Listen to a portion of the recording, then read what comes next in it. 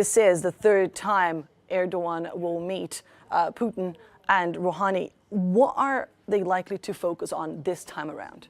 The focus of the meeting in Tehran, of course, is Idlib and the looming military offensive that the Syrian regime, backed by Russian airstrikes and to a lesser extent Iranian-backed troops, will be focusing on eradicating, as they put it, terrorists or radical Islamist fighters there, and also restoring the Syrian government as the overarching power in Idlib province. It's the last territory, really major territory, that the Syrian government does not control, but it's a highly complicated issue because of the civilian population there, and also the fact that the Syrian regime and the Russians, they don't distinguish between rebel groups, so-called terrorists, or quite frankly, in many cases, even civilian populations. So this is something that there is disagreement on between Turkey and the other partners, Russia and Iran, about how to proceed and what any kind of strategy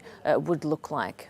These have been key players in this conflict. Russia has definitely shifted the balance in the Syrian war since it engaged and started supporting Bashar al-Assad. What can we expect? What is the likelihood of any kind of concrete resolution, and what will be the impact for civilians in Idlib?